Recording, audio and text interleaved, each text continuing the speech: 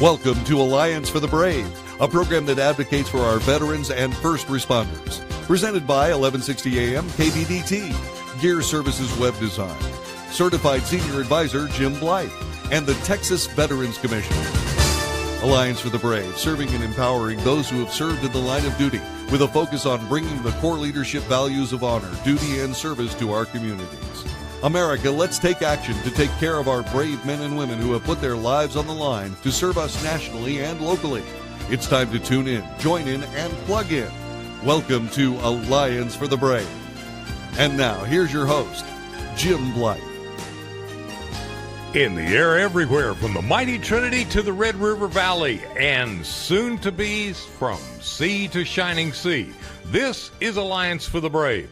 I'm Jim Blythe, U.S. Navy veteran, absolutely Vietnam Extension Branch, man. That's where I got my education. Joining me today to bring you education, information, and communication, I think one of the best leaders in Dallas, Colonel John Antal. You are the guru of leadership, and you are the author of two books that I have really enjoyed, The 7 Leadership Lessons of the American Revolution and The 7 Leadership Lessons of D-Day. Well, D-Day, John, is next week. That's right. Wednesday. That's right. On the 6th of June, 1944, one of the most climactic, dramatic, and most important battles in World War II occurred. It is amazing to think what would have happened if, against the tyranny and the great oppression that Nazi Germany represented, if the greatest generation, if young Americans had not stood up and said, this will not stand. I will, in fact, enlist. I will, in fact, join. I will, in fact, participate. I will, in fact, make sure that this struggle ends with our victory, with the victory of liberty, and not the victory of totalitarian and dictatorship. The greatest generation, those folks who got up and stood up and did that, we owe them a tremendous debt. And when you think about the life we have today and the world we have today, that world is pretty much what they created. If it had done differently, if things had turned out differently on the 6th of June, 1944, then who knows what might have happened. Imagine a German victory on D-Day. Imagine Sprechen Sie Deutsch? Yeah, imagine a year or so before we could get in another invasion together. Imagine the development of rockets and the developments of atomic weapons that the Germans might have been able to produce. They were very close. A lot of people don't realize they were very close, as well as with the jet engines.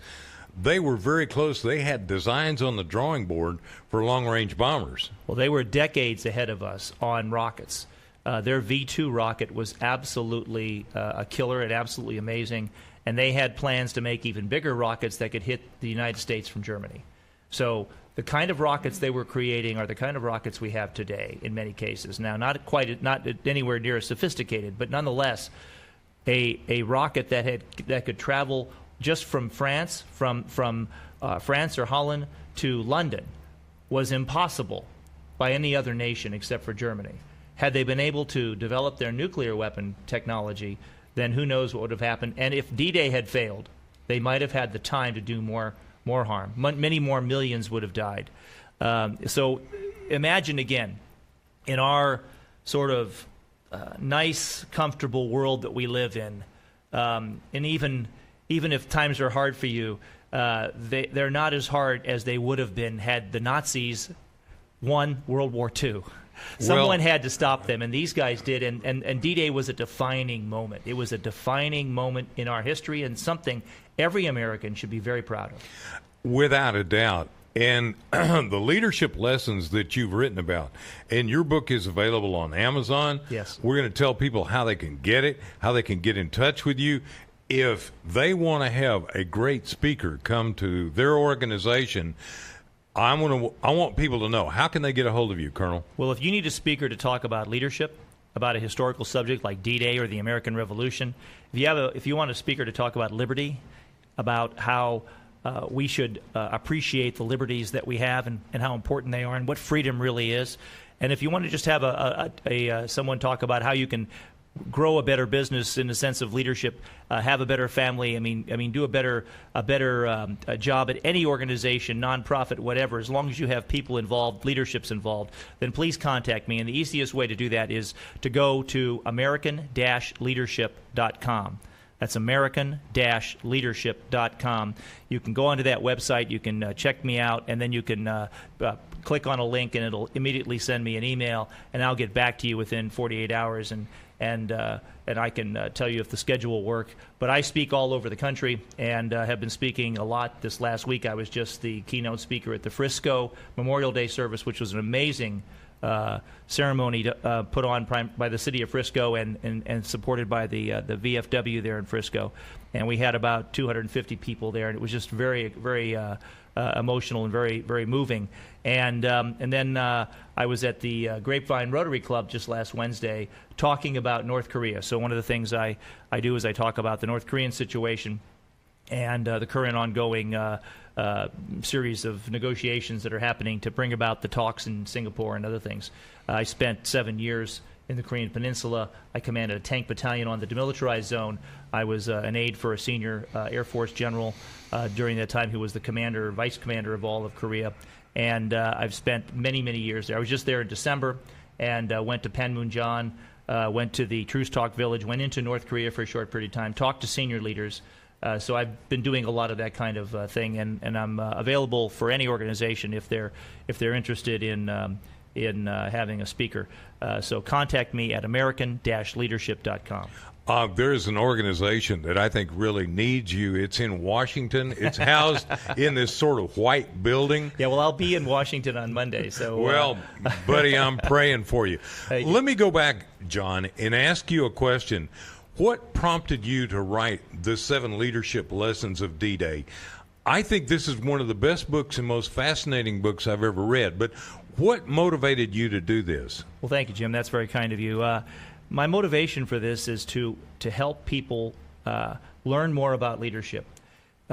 If you want to be a better leader, you need to read. You need to read to lead. Every leader that I've ever met, good leader, every effective leader I've met is a voracious reader. They read all the time. And if you look at how many books you read a year, how many of those are leadership books? If leadership is one of the most important things, because I believe all things rise or fall on the level of your leadership. You will rise to the level of your leadership. And if your leadership level is high, you can do great good for many people. If your leadership level is low, your life is very hard because you can't work with anyone else. You can't get things done. You can't get teams to work together. So I took the different case studies. I did my first 7 Leadership Lessons book. This is my 15th book now. But this is the leadership line of 7 leadership lessons is a series of books that I'm going to be writing. And the first one was on the American Revolution. I wanted to start off with the idea of what leadership was and what liberty is. Mm-hmm. Why is leadership and liberty so tied closely together, and why is liberty important? So I talked about that in 7 leadership lessons of the American Revolution. And hopefully we'll talk about liberty on the 4th of July. And I look forward to that event. And because I think people understand inherently what leadership is and what freedom is. But one of the things that is very important, and a great Greek philosopher, Socrates, said that all understanding starts with definition. Well, if all understanding starts with definition, then there's some things you need to define. For instance, what is leadership? You should have your own personal definition of leadership. So everyone who's listening right now, don't do this if you're driving, but take out a piece of paper and actually write down your definition of leadership within, 3 or 4 sentences. And you say, well, why should I do that? Well, you're a leader in a family. You're a leader in a business. You're a leader in maybe a pro bono organization. You're a leader in your church. What is leadership? And if you don't know what leadership is, someday someone's going to come up to you and say, hey, you've been doing a great job. I really like you as a leader. You're teaching me a lot. What is leadership? And if your answer is, gosh, I never thought about it, that's not very powerful. Whereas if you can give them a definition that is that is formed in your heart and in your head, and you can give that definition, then suddenly that's a very powerful teaching lesson. So what is your definition of leadership? And the same thing goes with liberty. What is liberty? What is freedom? My definition of leadership is servant leadership, which means I listen and I communicate, trying to have a relationship, trying to find that commonality so that we can communicate. And as a servant leader, instead of forcing my will or forcing my vision on others, I try and find that common ground so that we can share a vision. And once we share a vision, then I can basically enlist that person to join me. So my personal feeling is a servant leader can be a really great leader because they want to listen and they want to communicate. Because if you can't communicate, you're ineffective. Well, I agree, and that's an excellent way of looking at it. One of the things I ask people when we talk about leadership is, what kind of leader do you want to be? And let me give you two spectrums. Let me say on one hand, you're a loose rein leader, where you allow people to pretty much rise to their abilities and to get some very basic guidance, and you don't micromanage. And then there's a tight rein leader. So tight reined on the left, if you will, left hand. Right hand is loose rein. Now, what kind of leader do you want to be? I personally want to be right down the middle. And I'm going to tell you why.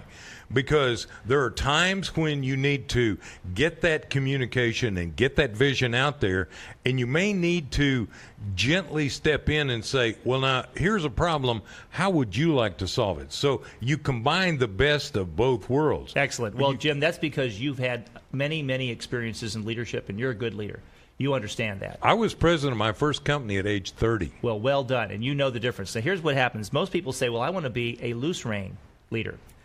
Well, and I tell you, well, that's nice. But you see, it's not what you want. It's what your team needs.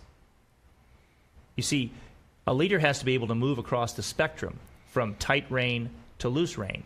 And you say, I don't ever want to be tight rein. Okay, well, let me give you an example. Let's say you're a football coach, high school football coach. It's the first day of high school football training, and all the kids show up, and they're going to be freshmen on your high school team, high school football team. Do you want to be loose rein or tight rein? Yeah, everybody wants to be the quarterback.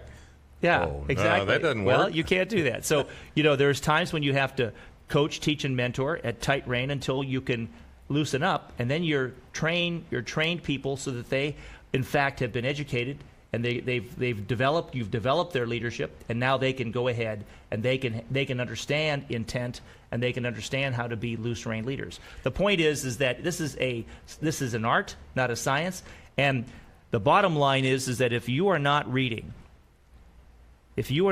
something about leadership so that you can be thinking about this in your head very often, then your leadership level isn't as sharp as it should. If you want to polish that leadership, then you want to read to lead, and you want to read as much as you can. And if it's one book a year, okay, that's a certain level. If it's 10 books a year, 10 leadership books a year, that's a higher level. There's no reason you couldn't read one book a week. Now, some people say, oh, my God, I couldn't read one book a week. You'd be surprised what you could do if you focus. You bet. I think, and besides your books, the 7 Leadership Lessons, the American Revolution, and of D-Day, you also subscribe to John Maxwell. Yes. Absolutely great leadership training. I can be willing to bet that on your library shelves, you're going to find Stephen Covey, Hiram Smith. Absolutely. How many more? Oh, many more. And so many John Maxwell, you wouldn't believe. I mean, he's written so many books. I'm a Maxwell certified trainer, and there's a lot to be said for that. But I coach, teach, and mentor my own way. I tell you what, let's do. Let's talk more about this, but let's get into D-Day. This great D-Day, because D-Day's coming up, and people need to remember it. Just kind of like carry the load, brought back the memory of what happened that brought us to Memorial Day. I want to bring back the memory and the lessons from D-Day, because that is so important. So this is Jim Blythe, and I'm with Colonel John Antal. I think the guru of leadership, who has written the book Many More Ways Than One. So this is Jim Blythe with Colonel Antal. We'll be right back. Also, go to Facebook. Go to either my Facebook, Jim Blythe, or Alliance for the Brave. And we'll be right back after these words.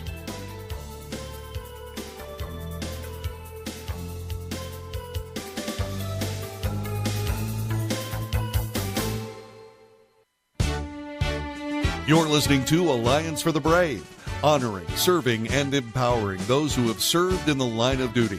Today's program is presented by 1160 AM KBDT, Gear Services Web Design, Jim Blythe, Certified Senior Advisor, and the Texas Veterans Commission.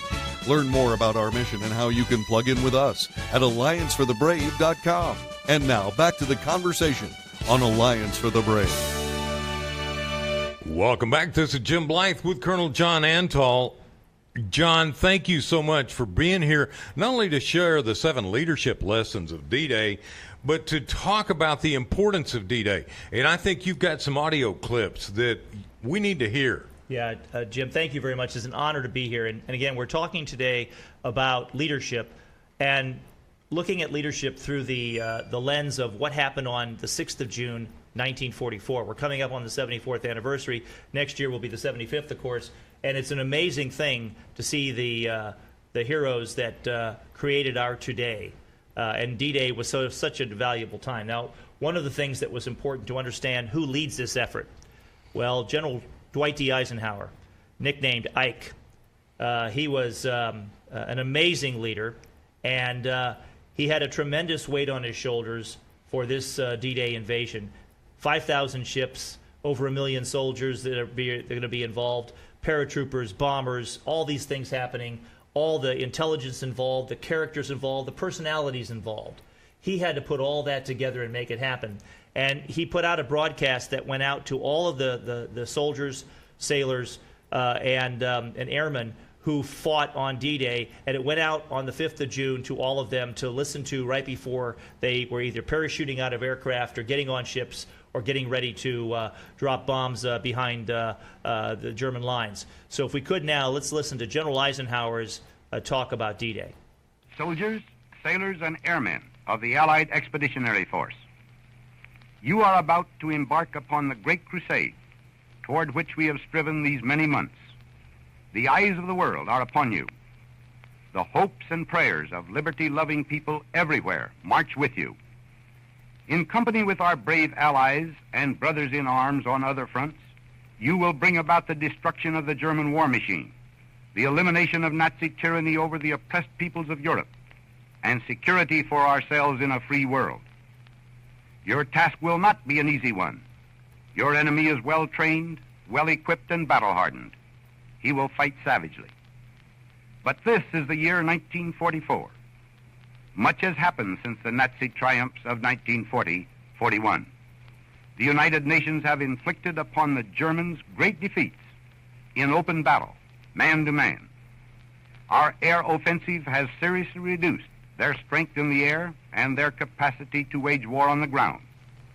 Our home fronts have given us an overwhelming superiority in weapons and munitions of war, and placed at our disposal great reserves of trained fighting men. The tide has turned. The free men of the world are marching together to victory. I have full confidence in your courage, devotion to duty, and skill in battle. We will accept nothing less than full victory. Good luck, and let us all beseech the blessing of Almighty God upon this great and noble undertaking. And that broadcast went out right before the invasion, didn't it, Colonel? Right. It wasn't a radio broadcast, but it was recorded, and it was first of all, he handed out the speech was handed out. The presentation was handed out to all the soldiers, so most of them got a copy of it. So a lot of the paratroopers actually read this instead of hearing it, but others were able to hear a recording that Eisenhower had made. This recording, which went out over the ships and went out over the in the airdromes right before the pilots took off. So they all heard his voice. And then later on, that recording became historic, and of course it was played often at other times. But the idea was for him to give his full view of his intent of what was going to happen and give them a short pep talk before they went into the fight, because this day, D-Day, was one of the most dramatic points in history. And Eisenhower knew how dangerous the possibilities were. He knew that this thing was not a foregone conclusion. Victory was not preordained. And the challenge we have is that we look back at this and we go, oh, of course we won World War II. But just imagine, we could have lost on D-Day. And had we lost on D-Day, tremendously bad things would have happened for the world. one of the things that Eisenhower, he was so sure that this would work, but just to be sure, just because every leader has his doubts, he had a letter in his pocket that he had scribbled out. And in that letter he said, "Our invasion has failed. The responsibility is fully mine. The soldiers, sailors, and airmen did the best that courage could demand. All responsibility is mine." He thought that, because this invasion could have failed. Now, how could the invasion have failed? There's so many different ways. The Germans could have done many, many things that they did not do. First of all, they did not find out the place and the time of the invasion. Yeah, they thought it was going to go to Pas de Calais. That's right. They thought that it would go across from England to France at the most narrow point, which makes a lot of sense if you're going to try to have an invasion. However, the German 15th Army was ensconced in the Pas de Calais area and so strongly defended that our casualties would have been amazing. Oh, it would have been catastrophic. Plus, I think it caught them by such tremendous surprise. And I think that the leadership that Eisenhower did, and when you talked about the various groups, you also got to say there were several nationalities. Oh, this was a joint effort with many countries. So there was British, Canadian, New Zealand, Australian, Czech, all free French. All right, we're going to be talking more about D-Day with Colonel John Antal. I want to get into what we were also talking about, the Pointe du Hoc. Yes. And I think that's an exciting story right there, because that was the birth of our airborne Rangers today, wasn't it? Well, it was a very important fight. All right. We need to talk about that. All right, we're going to be right back after this word from our partners. This is Jim Blythe with Colonel John Antal. We're talking about D-Day, and we'll be right back. You're listening to Alliance for the Brave, honoring, serving, and empowering those who have served in the line of duty. Today's program is presented by 1160 AM KBDT, Gear Services Web Design, Jim Blythe, Certified Senior Advisor, and the Texas Veterans Commission. Learn more about our mission and how you can plug in with us at allianceforthebrave.com. And now, back to the conversation on Alliance for the Brave. Welcome back. This is Jim Blythe, Alliance for the Brave, where we are featuring John Antal, Colonel, United States Navy, retired. Army. Oops. Sorry about that. God bless the Navy, but I'm Army. I have Navy on the brain. I apologize. It's okay. But also, you are the author of two great books that I have read, and that's why I wanted you to be here today to talk about the 7 leadership lessons and talk about D-Day. Now, you had something else that you wanted to play for us and talk about this morning. Right. Well, if you ever again need me to be a speaker at your organization, or if you want to find out more about my books and what I do, again, go to American-leadership.com. That's American-leadership.com.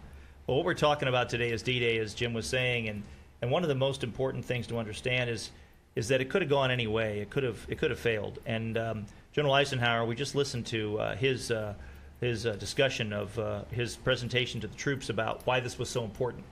And Ike was a great communicator. He was a good man who would go to the troops and talk to them just like he was a brother or a father or an uncle. And they respected him tremendously. And but he also knew that the D-Day could have failed, and he kept in his pocket a letter that said what would happen if it had failed, so that if anything had gone wrong, he could have immediately responded. Luckily, it didn't go wrong, but one of the reasons it didn't was because the nation was so unified and wanted so much to end the scourge of Nazism. A great leader we had then, President Franklin Delano Roosevelt, after the D-Day invasion was announced, issued a prayer to the nation, a prayer to the entire nation that went on every radio station, which was the main means of communication, of entertainment and information of the day. So if we can, let's listen to the Franklin Delano Roosevelt prayer. My fellow Americans, last night when I spoke with you about the fall of Rome, I knew at that moment that troops of the United States and our allies were crossing the Channel in another and greater operation. It has come to pass with success thus far. And so, in this poignant hour, I ask you to join with me in prayer. Almighty God, our sons, pride of our nation, this day have set upon a mighty endeavor, a struggle to preserve our republic, our religion, and our civilization, and to set free a suffering humanity. Lead them straight and true. Give strength to their arms, stoutness to their hearts, steadfastness in their faith. They will need thy blessings. Their road will be long and hard. For the enemy is strong. He may hurl back our forces. Success may not come with rushing speed, but we shall return again and again. And we know that by thy grace and by the righteousness of our cause, our sons will triumph. They will be sore tried by night and by day, without rest, until the victory is won. The darkness will be rent by noise and flame. Men's souls will be shaken with the violences of war. For these men are lately drawn from the ways of peace. They fight not for the lust of conquest. They fight to end conquest. They fight to liberate. They fight to let justice arise and tolerance and goodwill among all thy people. They yearn but for the end of battle, for their return to the haven of home. Some will never return. Embrace these, Father, and receive them, thy heroic servants, into thy kingdom. And for us at home, fathers, mothers, children, wives, sisters, and brothers of brave men overseas, whose thoughts and prayers are ever with them, help us, Almighty God, to rededicate ourselves in renewed faith in Thee in this hour of great sacrifice.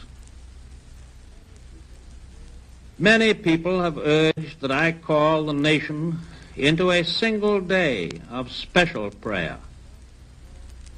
But because the road is long and the desire is great, I ask that our people devote themselves in a continuance of prayer.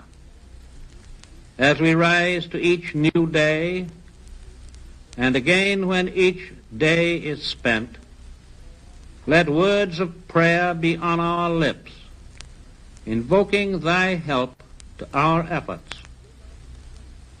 Give us strength, too, strength in our daily tasks, to redouble the contributions we make in the physical and the material support of our armed forces. And let our hearts be stout, to wait out the long travail, to bear sorrows that may come, to impart our courage unto our sons, wheresoever they may be. And, O Lord, give us faith. Give us faith in Thee, faith in our sons, faith in each other, faith in our united crusade. Let not the keenness of our spirit ever be dulled. Let not the impacts of temporary events, of temporal matters of but fleeting moment, let not these deter us in our unconquerable purpose. With thy blessing, we shall prevail over the unholy forces of our enemy. Help us to conquer the apostles of greed and racial arrogances. Lead us to the saving of our country, and with our sister nations into a world unity that will spell a sure peace, a peace invulnerable to the schemings of unworthy men, and a peace that will let all men live in freedom, reaping the just rewards of their honest toil. Thy will be done, Almighty God. Amen. Amen. Colonel, I think I need to hear that prayer about once a day. I'll tell you, that was it was an amazing thing, and you can see why leadership is important. Leadership from the president to Eisenhower down to all of the young leaders that were involved on D-Day. And I ask all of our listeners to remember that we're at war now. We have soldiers in harm's way. We have men and women who are serving in Syria and in Iraq and in Afghanistan and in Korea and in a lot of other places around the world, in Africa. And we still need to remember them. The point of today, though, is to think forward a few days and remember that on the 6th of June, 2018, we'll be at the 74th anniversary of D-Day. And D-Day was a critical, important day in our history, in American history, because had it failed, we would have been totally different. Germany might have been able to win the war. Germany at least might not have, maybe had staved off defeat, and because of their technological prowess with rocketry and other things, who knows what would have happened. So to try to learn from those lessons, which is what we should do. We should try to learn from their sacrifice. We should try to gain something from what they did and try to learn what they did. So what I did was I put together a book called 7 Leadership Lessons of the American Revolution and 7 Leadership Lessons of D-Day. The book 7 Leadership Lessons of D-Day is focused on trying to learn lessons from the greatest generation who fought on D-Day. Now, I don't take just the big lessons from just the generals. I do have a chapter on General Eisenhower because the decision that Eisenhower had to make on when to have the invasion was not an easy decision. He had certain windows with which he could say, yes, the invasion should be launched. The weather had to be just right. It had to be right. The waves had to be low enough, had to be easy enough so that the landing craft could come in. They had to be quiet enough so that the floating tanks, we had tanks that could swim, swimming tanks, could make it to the beach, because the concept was to have those tanks show up first and try to save lives. It had to be a full moon so that the paratroopers, so the aircraft could fly, because the aircraft were flying at night, and the aircraft had no night vision devices. They had a radio beacon with only the lead ship, and they had no radios. I used to belong to the Commemorative Air Force, and I've flown in a DC-3 that would have been one of the planes that the paratroopers went in across the channel. And you're sitting there, you're thinking, and I'm a licensed pilot, you're thinking, my God, how did they do that? Because there was hardly there was no instruments. Right. They were flying by the seat of their pants. They were flying in a V formation, watching the blue lights and the fire that came off the engines, the engine cowlings. They were doing a visual flight. So my point is that we had to have a full moon so that the pilots could actually see each other and fly in formation. And all of this had to happen in the precise timings of the tides, because if the tides were wrong, then you would end up with, at high tide, all of the German obstacles which were put out on the beach would rip the bottoms of the ships and blow up the ships with mines. So you had to do it at low tide. So Eisenhower had this very difficult challenge. He had to find a time when the low tides were right, when the moon was right, when the wind was right, when the waves were right. And all those things had to be coordinated. And there were only so many days a month where those conditions existed because of the tides and other things. So they also needed to go at a time of year when they could mount the invasion and then carry forth, because if winter hit too soon... Right, you couldn't launch the invasion in November very easily. Now, They had initially planned the invasion for May, but because they were lacking in several key things for D-Day, primarily the number of landing craft. They needed more landing craft. So they had to wait until that happened. Now, all this time that they're waiting and getting ready for the invasion, the Germans are trying to find out where and when it's going to happen. And the Germans could not believe that we would land anywhere but at a port city, because an army to get ashore needs a port. And if you don't have a port, you can't supply them. So the army could get ashore, but if you can't give them their bullets, their ammunition, their fuel, their food, their medical supplies, their spare parts, then they would be crushed by the German counterattack. In fact, the German commander on the other side, there were two German commanders.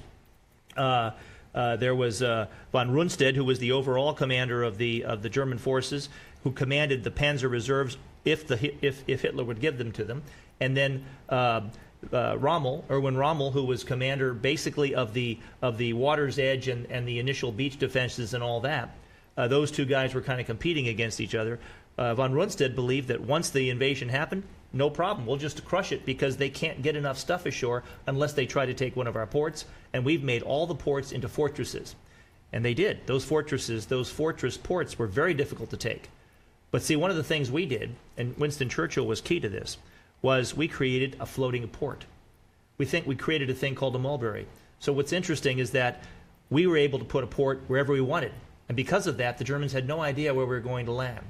Was one of the reasons. So we had 5 invasion beaches that go from the east to the west. I'll take them from the west to the east. It's Utah, which is on the far western edge of the Cotentin Peninsula in Normandy. Utah, which was divided between the other beaches. Omaha, Gold, Juno, and Sword. And Utah and Omaha were American beaches. Gold, Juno, and Sword were British and Canadian. And also Free French were involved in raids on the flanks. So this was a tremendous operation. It could have gone the wrong way, and leadership made the difference. Leadership made the difference. One of the other things is the Germans had a fear and a respect for General Patton. General Patton pulled off one of the greatest ruses that basically threw everybody off. So his leadership abilities, which they were afraid of, was also used to be able to defeat the Germans. That's right. And set this up. And therefore the subject of my next book, 7 Leadership Lessons of George Patton. Oh, I can't wait. I want to read that one before you put it to print. All right, this is Jim Blythe with Colonel John Antal, the leader who writes the 7 Leadership Lessons. We're going to be right back after this word from our partners, and make sure you know how to get a hold of Colonel Antal and how you can get his book. We'll be right back.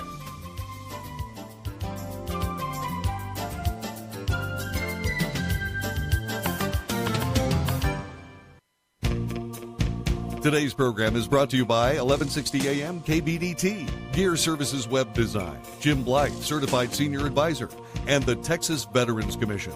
Visit us on Facebook or join the conversation by calling 214-810-TALK. That's 214-810-8255. And now, back to Alliance for the Brave. Good to be here. Welcome back. This is Jim Blythe with Colonel John Antal. We're going to be wrapping up a program that is really a great opportunity to learn. John, again, you have written the 7 leadership lessons, and if you're on Facebook, you can see I'm holding the book about the American Revolution. I thoroughly enjoyed that. And by the way, I have asked you to be on our Christmas program because the first Christmas is in this book. The America's First Christmas, yes. And then the 7 leadership lessons of D-Day. Goodness gracious, John, we could spend 3 hours talking about this book. I certainly could, yes. And so people can get the book on Amazon. How can they get a hold of you? Because I think it's important that your opportunities grow to be able to tell people about this, especially in the contentious world we live in today. Right. Well, it's all about leadership, and that's what I talk about. That's why both books are about leadership. So what I do is I take a case study and I draw from that the leadership lessons that you can use in any walk of life, whether it's with your family, whether it's with your church group, whether it's with your business, whether it's in the military, it doesn't matter, government, whatever you do, you can learn from these lessons. And if you're not reading, you're not leading. You have to read to lead. And you can reach me at American-leadership.com. That's American-leadership.com. You can click on a link there that will send me an email. And if you need a speaker for your organization, please email me, and I'll get in contact with you as fast as I can after you email me, and we'll discuss what we can do. I think that's crucially important, getting the message out there. I was at a luncheon meeting, and somebody said to me, why do we need so many aircraft carriers? Why do we need such a big military? And I said, does the name Neville Chamberlain mean anything to you? And the guy looked at me, and he goes, who are you talking? What does that have to do with that? Sure. And I said, because Neville Chamberlain was the Prime Minister of England who basically gave everything away to Hitler that allowed the invasions of Czechoslovakia, Hungary, Austria, Poland, and as a result, nobody really tried to stop him. Yeah, in the 1940s, people need to understand that totalitarianism was on the march. It could have been the future of mankind. The Germans were winning everywhere from 1940 to about 1943. They were just unstoppable. Hitler had focused all of his energy of his society into the military, very similar to what North Korea has done. They focused all of their energy into the military. Their people are starving, but their military will work. Their nuclear weapons will work. And what's interesting today is that although totalitarianism was on the march in 1940s, and we were able to stop it with our allies, and we were able to win so that liberty could exist again, so that free republics could have a breathing space to try to be nurtured and continue. Totalitarianism is on the march again today. Today, there are more people living under totalitarian governments than there are free governments. And it's a frightening thought, isn't it, John? We live in a very dangerous, contentious world. And here's one of the things, and I've heard this said by some of our enemies, you American imperialists, do you know the United States does not own any soil outside of the United States except for the cemeteries of our soldiers and sailors? Well, it's interesting. Yeah, imagine if Soviet Russia had liberated Europe instead of us. Well, they did. Part of it. They did. The Eastern Europe, but they kept it until the end of the Cold War. So imagine if some other nation, if America had not stood up. No matter what anyone says, America is a force for good in the world. I strongly believe in my study of history that America is a force for good in the world. And it is the opportunity for people to do things for themselves.